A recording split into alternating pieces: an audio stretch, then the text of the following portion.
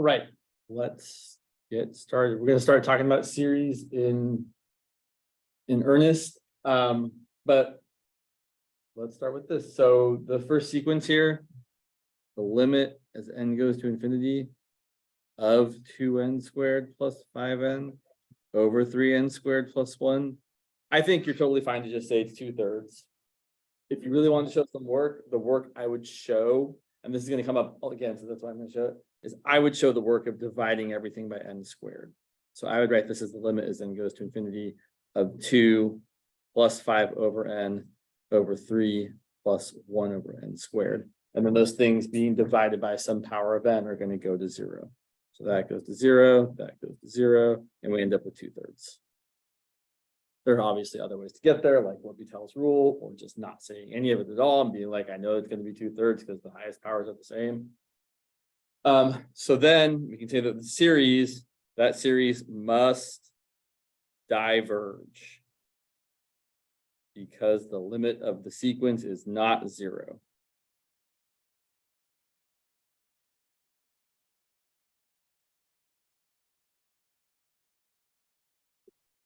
We'll tell you. So here's what I would say about this, actually. When you take your first exam, you'll have to figure out if some series converge or diverge. And I would say the nth term test, the test for divergence, is kind of like in 21B, how if you're doing integral, you might always check to see if you can do like a U sub first. Right? Because in 21B, U sub was kind of like the go-to. Can we do a U sub? Maybe let's check and see. And then probably not and do something else. For series, the same kind of thing is true.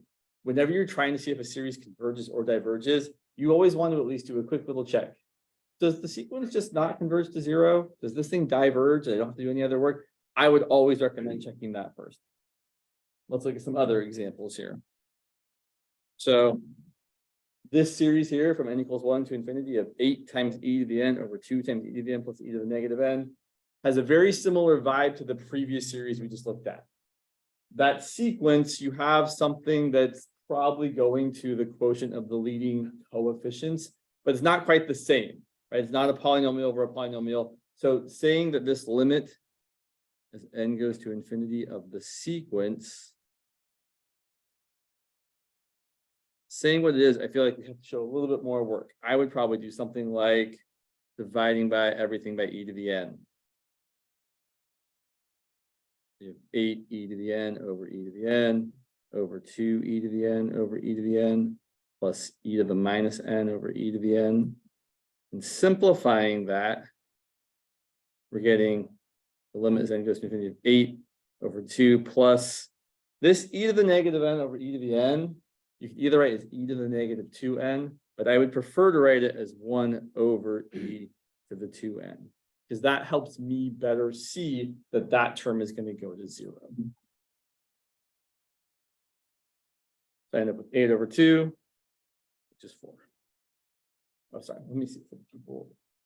I just pin my video here. Welcome, Caleb. Let me give you the attendance form before I forget to do that. So kind of like in the other problem, I'm still dividing essentially by the thing that's getting biggest the fastest. In the previous one, we divided everything by n squared. Here we're dividing everything by e to the n. Here, if we look at this, I should write more things though. If I just stop there, it's probably not like a full-fledged answer. I should say that my series diverges because the limit as n goes to infinity of the sequence is not 0. Same deal here. If we look at the limit as n goes to infinity of 6x, you all do that. Find that limit while I give Caleb the attendance form here.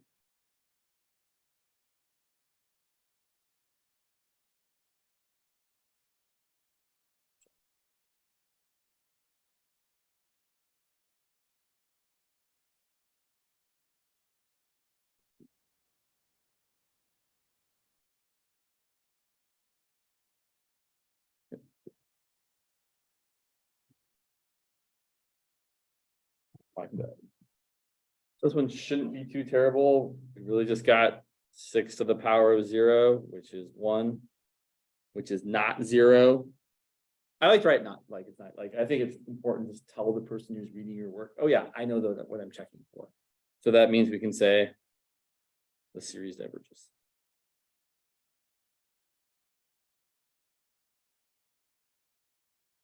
And one more of my favorite ones, and then we will start talking about some things that converge. Let's look at following. Get some numbers going here. Number 5. Let's say we wanted to talk about the convergence or divergence of, let me make sure I do this right. Yeah, let's say n squared times sine of 1 over n squared. Is that right? Yeah, that's right. Cool. Ugh. So if you start looking at this sequence and what it may or may not converge to, you're thinking the limit as n goes to infinity of n squared times sine of 1 over n squared. Doesn't look very nice. In fact, it looks like infinity times 0 form. N squared is certainly going to infinity. Sine of 1 over n squared is going to sine of 0, which is 0. And infinity times 0, indeterminate. Could be anything. So we have to do something. Typically, we have to rearrange it or rewrite it to use L'Hopital's rule. If you're going to try and make a fraction out of something, it's always a good piece of advice, usually, to bring the simpler thing down to the denominator. So I don't want to bring the sine down as 1 over sine. I want to bring the n squared down as 1 over n squared. So I'm going to rewrite this as the limit as n goes to infinity of sine of 1 over n squared over 1 over n squared. I will point out that technically we could get away without using L'Hopital's rule here if we really wanted to, because you have sine of something over the same exact something, and both of those somethings are going to 0. We learned in 21A that the limit as x goes to 0 of sine of x over x is equal to 1. This is the same thing, just written a little bit of a different way. We could also totally use L'Hopital's rule. We use L'Hopital's rule. We're going to get the limit as n goes to infinity of, let's see, the derivative sine of some stuff is cosine of the stuff times the derivative. The derivative of 1 over n squared is the derivative of n to the negative second, which is negative 2 times n to the negative third. And in the denominator, the derivative of 1 over n to the second, the negative second, is negative 2 times n to the negative third. And should we cancel those out? Of course we should cancel those out. So we end up with just the limit as n goes to infinity of cosine of 1 over n squared, which is 1 cosine of 0, which is 1. Which means our series diverges. So again, the series diverges.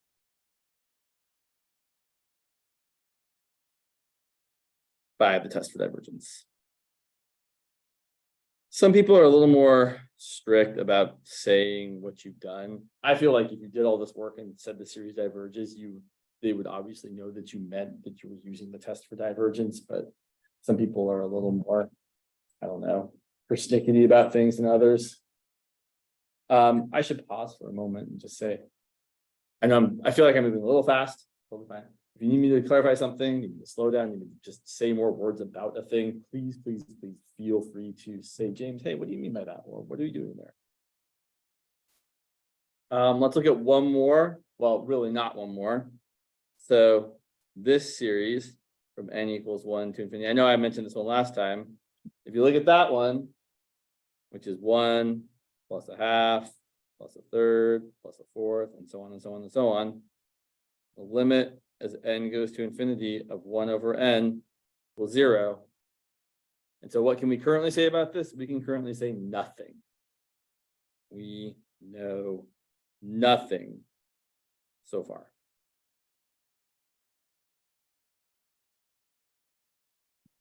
This series could diverge. The series could converge. I should point out, the series definitely we don't know whether it converges or diverges. The sequence, however, the sequence totally converges to 0, right? So we can usually find what a sequence converges to. We usually cannot actually find what a series converges to. We often can tell whether or not it converges, just not what it converges to. sequences, you typically can find what value they converge to. Let's look at some more fun examples, like the following. I was trying to keep the numbers going here. Yeah, cool. Number 7. Let's say we want to find the sum from n equals 1 to infinity, n over n plus 1 factorial. So again, if I were actually doing this as a problem that I was like doing on a test or homework, I would start at the place of, let's see what the nth term test tells me. So let's look at the limit n goes to infinity of n over n plus 1 factorial. What do we think is going to happen? Definitely is going to go to 0, right? The denominator is way, way bigger than the numerator. You could, even if you wanted to, and we couldn't use L'Hopital's rule, but if you really wanted to, you could rewrite it as n over n plus 1 times n times all the smaller things. And then the n's actually cancel. So then it's just the limit as n goes to infinity of of 1 over n plus 1 times not n, but then the rest of the terms would be n minus 1 factorial.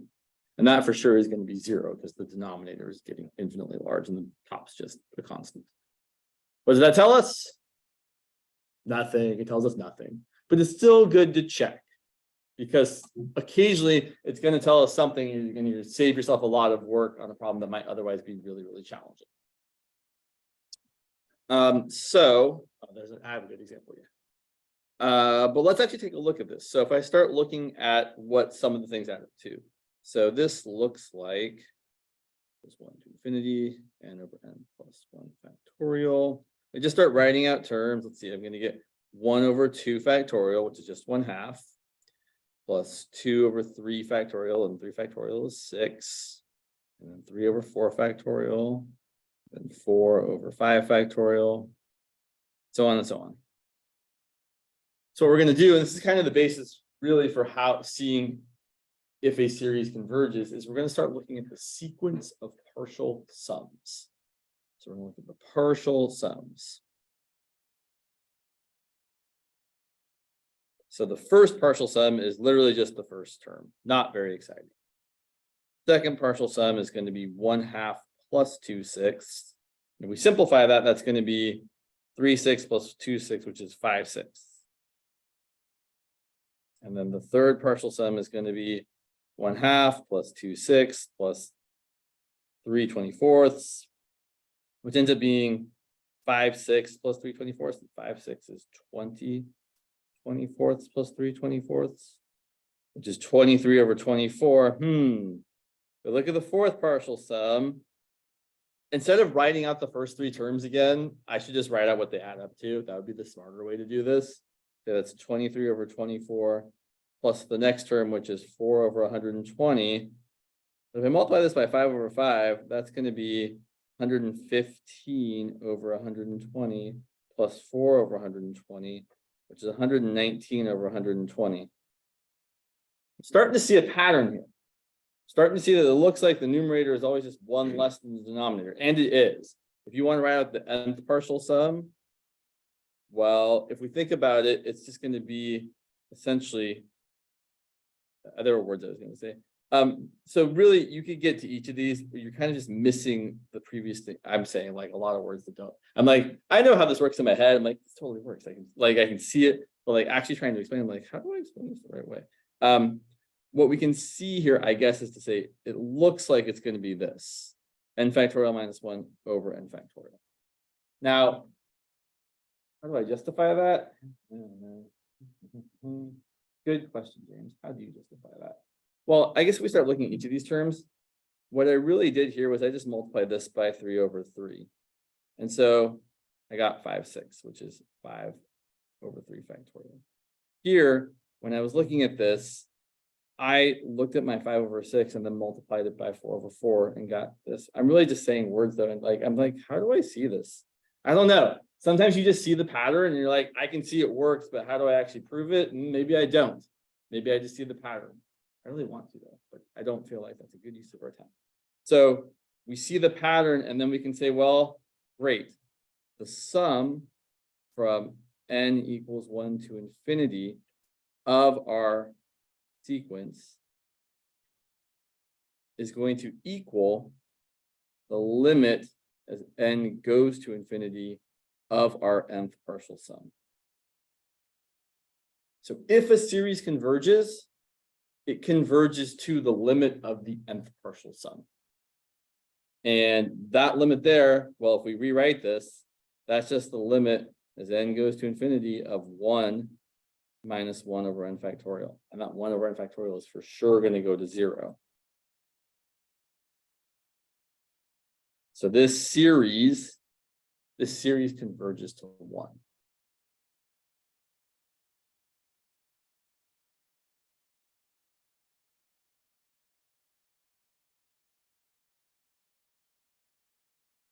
Oh, yeah, I see what you mean. Sure. There's a way we could show this, that this is actually equal to what I'm saying it's equal to, but it will, I'll write it up later. Oh, by the way, speaking of writing up things later, I think today, because I wrote it up last week, but I forgot to post it. I did post up kind of a write-up of how you would show a recursive sequence was bounded and either increasing or decreasing. So if you want, like I did that square root of an plus 6 example that we were doing last class, if you want to see more kind of rigorous write-up of that, I posted that in Canvas. So you can take a look at that. It's kind of interesting. Questions about this example? So I will say, sometimes you're just going to see the pattern and maybe not be able to really articulate exactly how you're getting there. And that's okay. That's unfortunately, I don't know, maybe not unfortunately. It's kind of a big piece of this class because there's a lot of times where we're looking for the pattern of the sequence so that we can figure out what the series looks like. Let's look at some more examples. Let's write down some words first. So here is the sequence of partial sums test.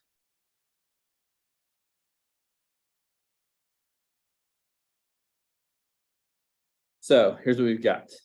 If S sub n is the nth partial sum of the sum from I equals 1 to infinity of a sub I, and the limit as n goes to infinity of S sub n is equal to some value, then the sum from I equals 1 to infinity of a sub I converges to that limit, if it exists.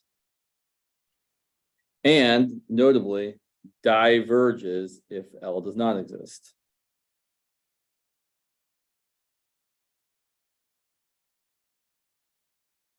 So let's look at another example. Let's look at a much, another fun example, I should say.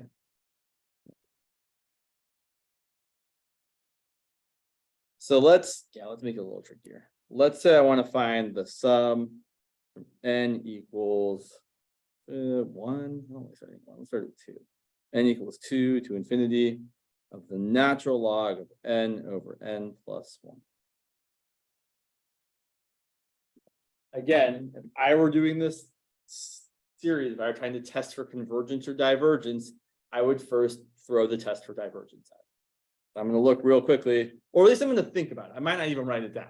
If I think about what's happening is n goes to infinity, n over n plus 1 goes to 1, and the natural log of 1 is 0. So doing that just tells me, well, this could converge or it could diverge. So let's just write that down. I want to check the nth term test real quick. I'm like, oh yeah, that's just going to be the natural log of 1, which is 0. So it didn't give me anything, but still worthwhile to check. Okay, so now the thing to see here is that we can break this up as what's called a telescoping series. I can rewrite this as the sum from n equals 2 to infinity of the natural log of n minus the natural log of n plus 1. Which is an infinity minus infinity sort of thing. Kind of funky. I'm just going to start writing out terms though. Oh, actually, I'm going to start writing out partial. So you could kind of write out just a bunch of terms and kind of see what happens, but let's write out some partial sums. So the first partial sum, not very exciting. Natural log of 2 minus natural log of 3. But the next partial sum is kind of interesting. If the natural log of 2 minus the natural log of 3 plus the natural log of 3 minus the natural log of 4. And if we cancel terms that cancel, I mean, what else would you cancel? You end up with just the natural log of 2 minus the natural log of 4. And if we look at the third partial sum, it's going to be the natural log of 1 minus the natural log of 2 minus the natural log of 3, plus the natural log of 3 minus the natural log of 4, plus the natural log of 4 minus the natural log of 5. We're canceling all the middle terms. We end up with just the natural log of 2 minus the natural log of 5.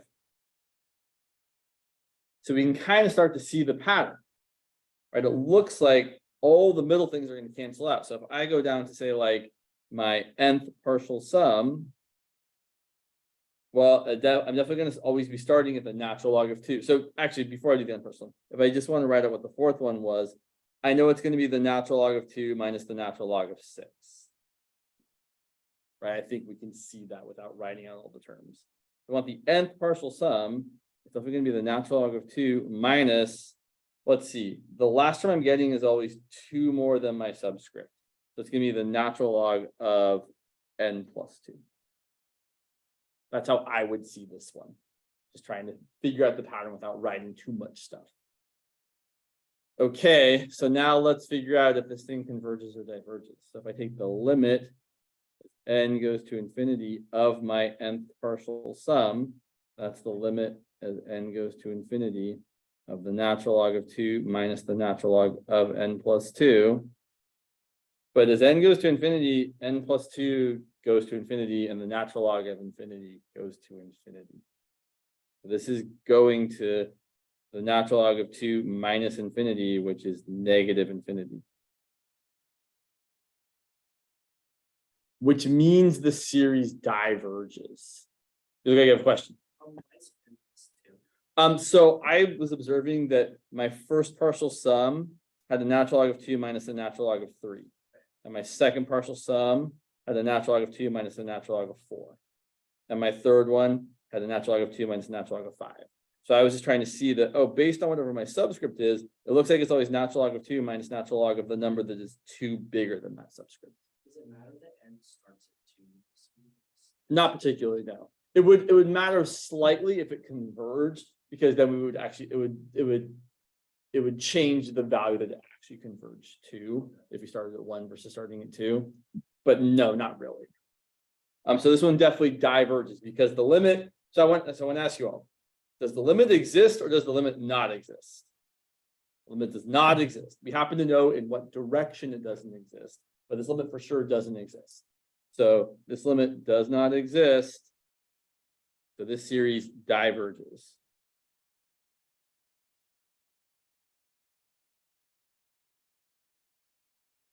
I would also point out, just because it's true, most telescoping series or sums that you encounter usually converge.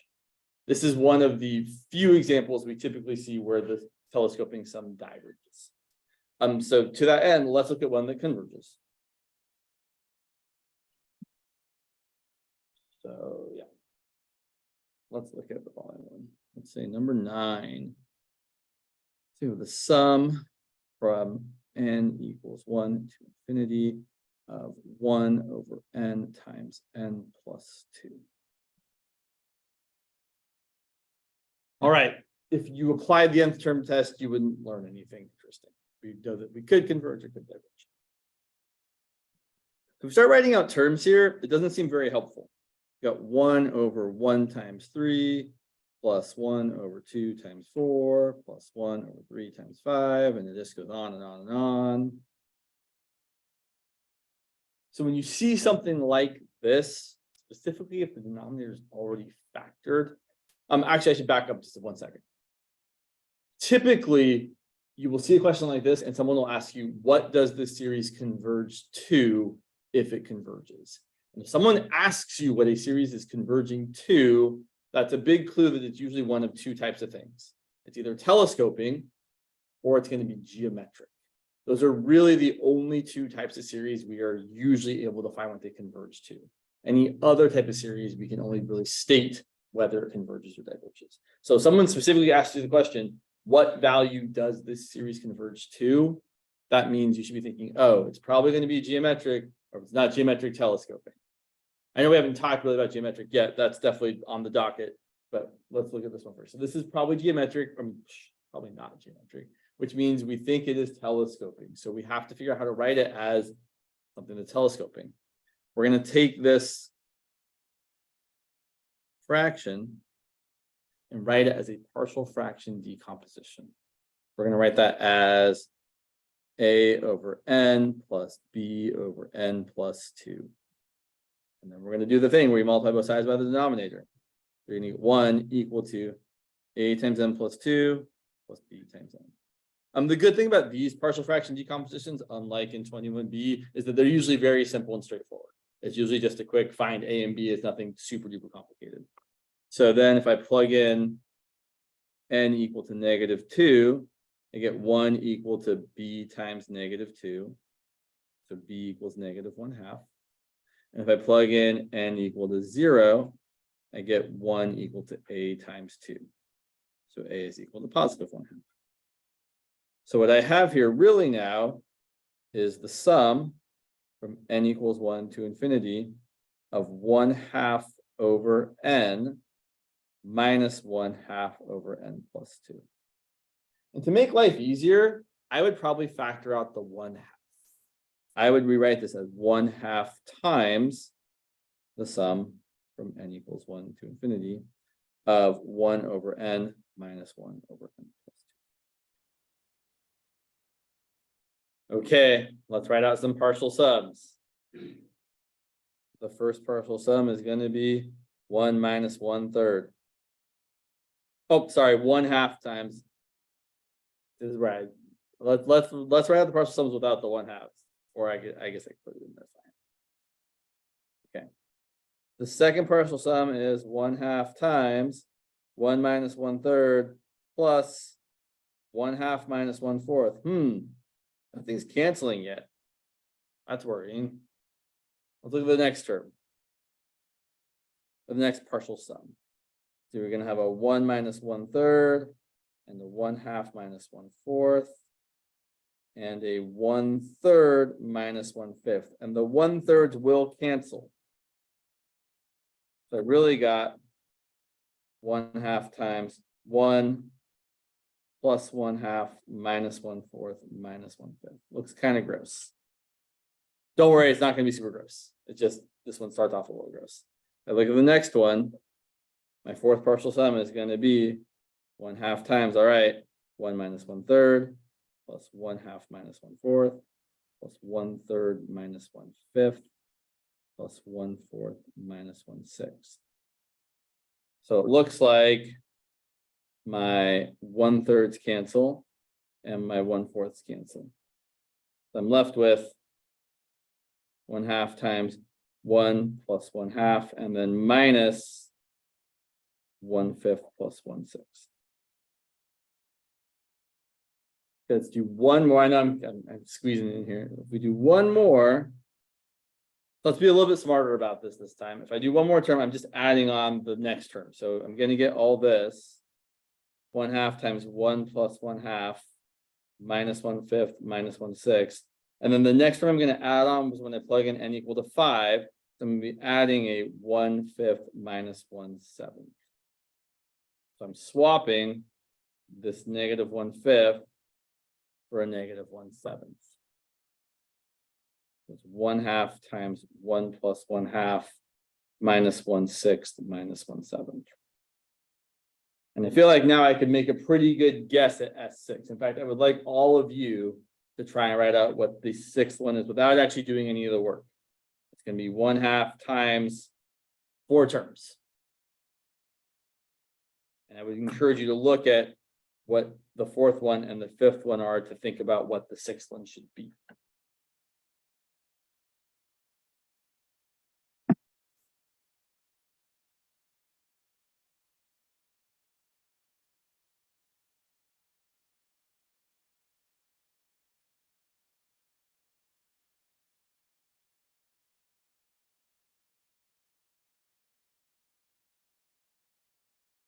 All right, it's going to be minus 1/7 and minus 1/8. Right, S4, we had 1 plus 1/2 minus 1/5 minus 1/6. S5, we had 1 plus 1/2 minus 1/6 minus 1/7. S6, it's 1 plus 1/2 minus 7 minus 1/8. And the same kind of thing we just keep having further and further. So, of course, I run out of room. Wow, squeeze it down here.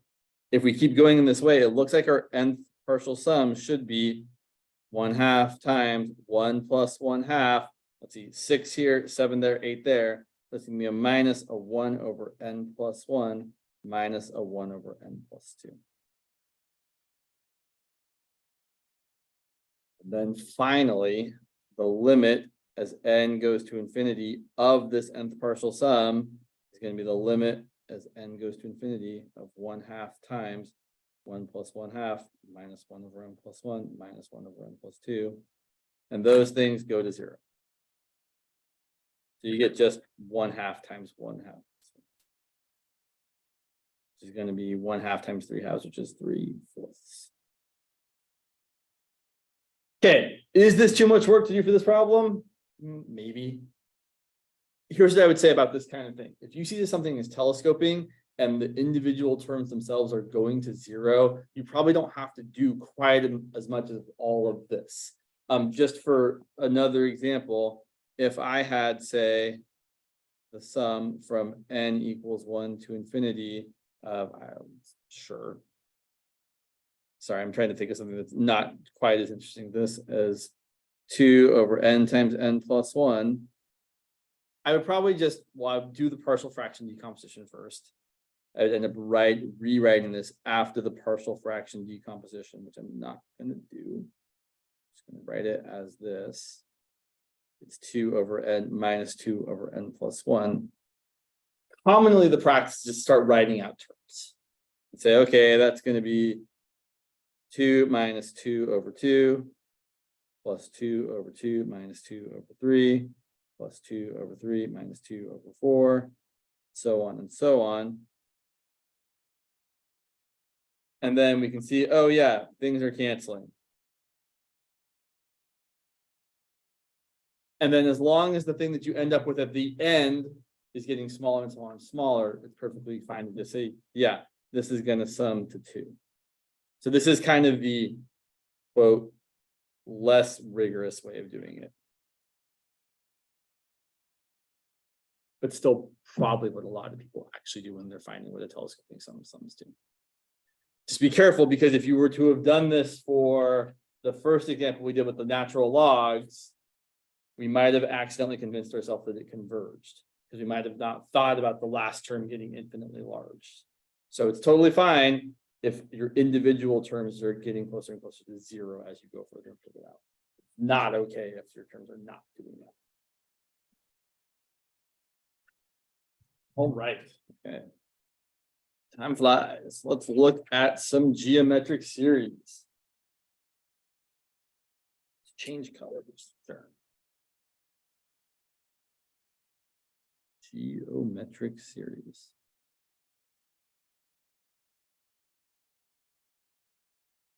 So a geometric series is just the sum of a geometric sequence. And as a reminder, a geometric sequence, I would say, to get each next term,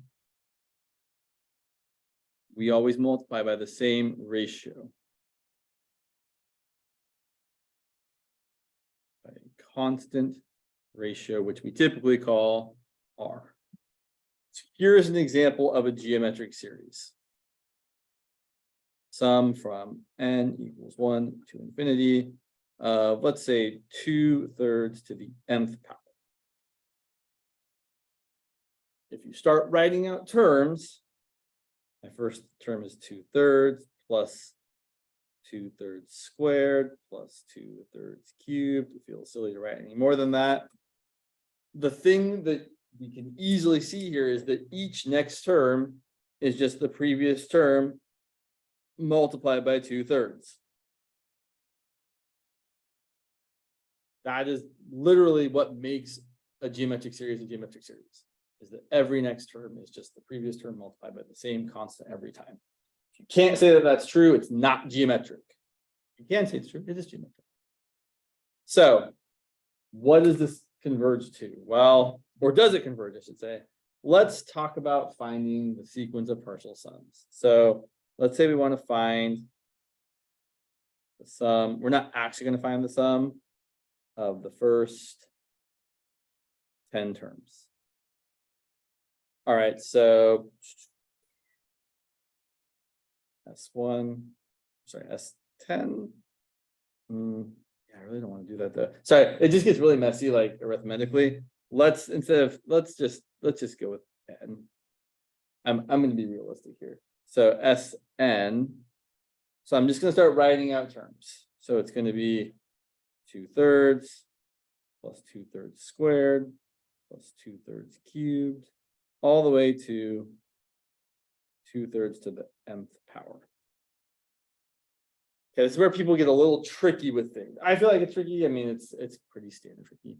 Let's also multiply this whole thing by the ratio r. We multiply this whole thing times r. We get r times Sn, which in this case is going to be multiply everything by 2/3. So I'm going to have 2/3 squared plus 2/3 cubed plus all the way to 2/3 to the n plus 2/3 to the n plus 1. So for everything seems up on the up and up, right? I haven't done anything grossly strange. And now what we're going to do is we're going to subtract these from each other. We're going to say that r times Sn, the nth partial sum, minus the nth partial sum. Well, if I do all of these minus all of these, a lot of things are going to cancel out, right? This minus this, the 2/3 squareds are going to cancel. The 2/3 cubes are going to cancel. All the way to the 2/3 to the n canceling. And you're just going to end up with 2/3 to the n plus 1 minus 2/3 to 2/3. Okay, seems all right. Right? Yeah. So sorry, I'd like, yeah, sure. So then, yeah, we're going to factor out the Sn. The Sn times r minus 1 is equal to all this.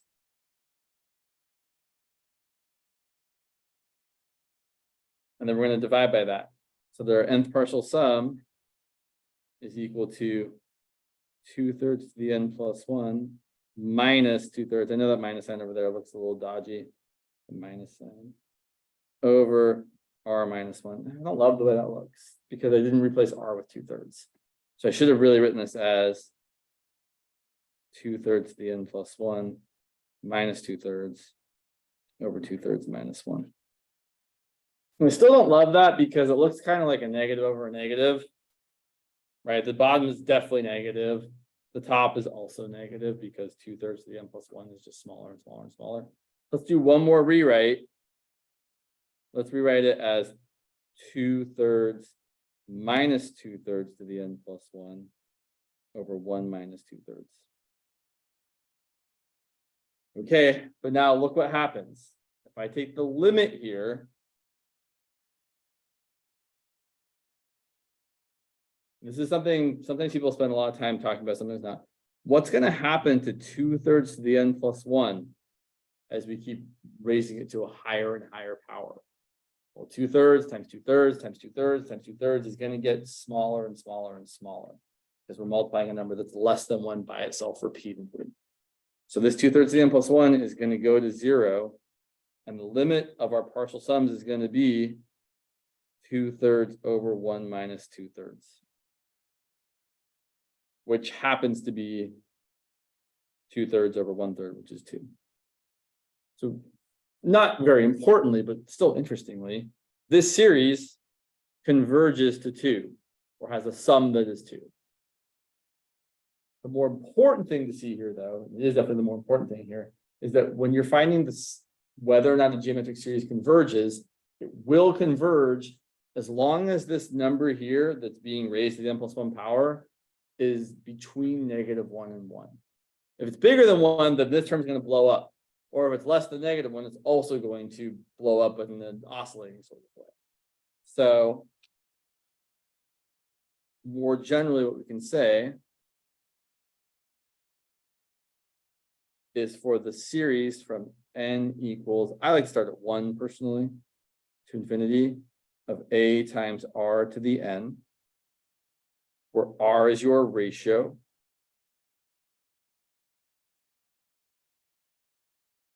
This converges if your r is between 1 and -1. People usually write this as the absolute value of r being less than 1. And diverges otherwise.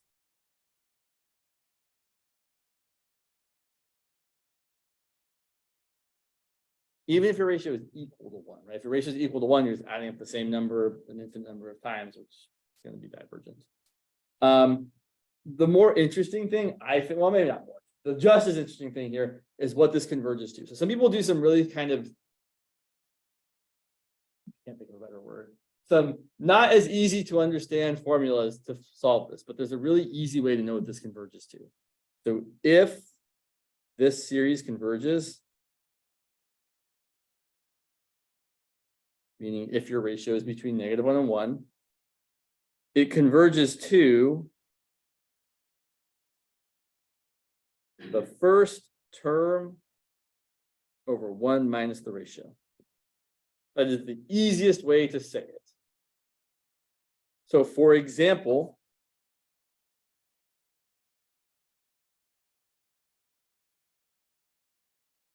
the sum from n equals 1 to infinity of 1/2 to the n, well, certainly converges. The ratio is less than or between -1 and 1. And it converges to the first term, which is 1/2 over 1 minus the ratio, which is also 1/2. 1. That might not seem very exciting, but it becomes a lot more exciting when the numbers get really kind of awful. What do I mean by this? I mean something like this. What if I want to find the sum from n equals 3 to infinity of, I don't know, 5 times 1/4 to the n minus 2? It seems like a terrible way to write a series. Well, let me ask everybody. Thumbs up, thumbs down. Converge, diverge. Definitely converge. What's our ratio here? It is 1/4. And it might not be super as obvious as before because you got a power of n minus 2 instead of n. But essentially, if you have something raised to the nth power, it doesn't matter if you add or subtract something to it. But if you're really not sure, you can start writing out terms. It's not fun. If I start writing out terms, I'm going to get 5 times 1/4. And then the next term is going to be 5 times 1/4 squared. And the next term is 5 times 1/4 cubed. And I think at that point, we can start to see, oh yeah, each subsequent term is just the previous term times 1/4. So our ratio definitely is 1/4. And then finding what this adds up to is really, really not terrible. This sums to or converges to, it is always going to be your first term. Okay, great. The first term here is 5 times 1/4 over 1 minus your ratio. And yes, we can simplify that. That's 5/4 over 3/4, which is 5/3. But it doesn't matter how gross your thing looks. If you can find the first term by just plugging in wherever you're starting and the ratio, you can find what it sums to. Some people like talk about how like it's like a over 1 minus r or something else like that. That is also true if you start at n equals 0.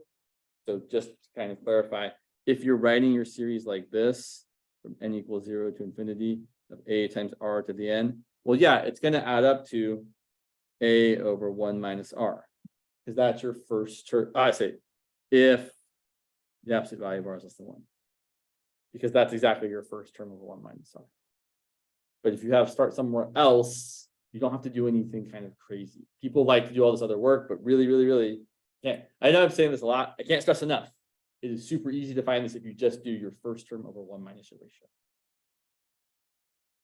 Let's look at one. Oh yeah, question, Caleb.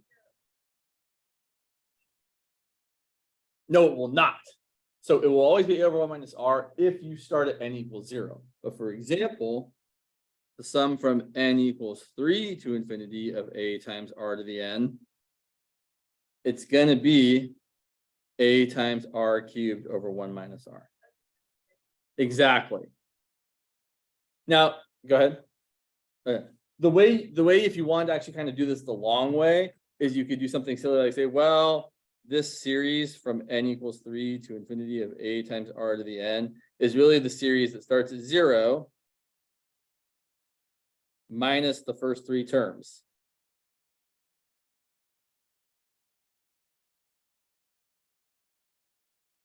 Right? If you take all the terms and subtract off the 0th term, the first term, and the second term, then you're really starting at the 3rd term. And then this would be, well, that's your a over 1 minus r, and this is your a times r to the 0th, which is just a, plus a times r plus a times r squared. And then you like get a common denominator and do some work. And eventually, if you did that, you would get a times r cubed over 1 minus r. But you don't need to do all that work because we know for sure it always works out this way. It can be a little trickier if someone is trying to hide the ratio from you. For example, I could ask, what's the sum from n equals 1 to infinity of, sure, let's say, let's go that way. Yeah, 2 to the 3n plus 1 over 3 to the 2n minus 2. So first of all, is this convergent? Good question. I guess the better question is, what's the ratio? It's not 2/3. Well, the easiest way to find the ratio is just to start writing out terms. So if I start writing out terms, I get, let's see, 2 to the 4th over 3 to the 0. And then my next one's going to be 2 to the, let's see, when I plug in n equal to 2, I get 2 to the 7th over 3 to the 2nd. And then I get 2 to the 10th over 3 to the 4th. So it looks like every time I'm multiplying by 2 to the 3rd over 3 to the 2nd. 2 to the 3rd over 3 to the 2nd. So it looks like my ratio is going to be r equal to 2 cubed over 3 squared, which is 8/9. That's not the only way to find it. We totally could have found it instead by rewriting this as the sum from n equals 1 to infinity of 2 to the 3n times 2 over 3 to the 2n times 3 to the negative 2nd, and then rewriting that as the sum from n equals 1 to infinity. 2 to the 3n is 2 to the 3rd to the n, and 3 to the 2n is 3 squared to the n times 2 over 3 to the negative 2nd, and that's just going to end up being the sum from n equals 1 to infinity. 2 over 3 to the negative 2nd is 2 times 3 squared, which is just 12. And 8 to the n over 9 to the n is 8/9 to the n. So that's a more standard way of writing this, but certainly I could write it like this to try and hide that information. So here we could say, great, so this is going to sum to my first term, which is 12 times 8/9 over 1 minus 8/9. Or I could have done it this way. I could have said it's the same thing really. But if I look at it this way, my first term is 2 times 3 to the 1 plus 1, so 2 to the 4th over 3 to the 0th. Yeah, is that the same as my first term? Good question. I think it is. Yeah, it is. 2 to the 4th is 16 over 1, and here 12 times 8/9. The 3's cancel, and you get, I feel like I'm off by a 2. You're supposed to 3 to the square up to the negative 2. Yeah. Sorry. I feel like you said a thing that sounded right, and I've totally lost it. Just check here, check here, check here. That seems right. That seems 12. And then I'm doing something here. You're welcome. My first term would be 2 to the 4th over 3 to the 0th. Interesting. I don't know what I'm not seeing here, but I'm definitely not seeing something. You said something, Patrick, that I didn't quite catch. Yeah. I know, yeah.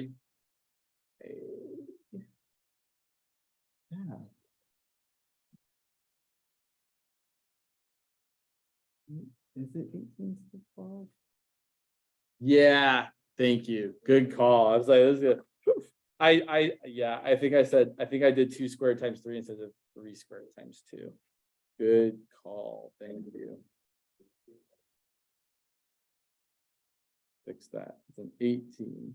And then that works out just fine. Cool. So yeah. Oh, and we're clearly out of time. So 16 over 1/9, which is 144. So geometric series, obviously I only give you examples of ones that converge. They're very easily seen to diverge if the ratio is bigger than 1 or less than -1. I should say bigger than or equal to 1 or less than or equal to -. Although usually if the ratio is equal to 1, we don't really call that a geometric series. All right, we'll talk more about series on Wednesday.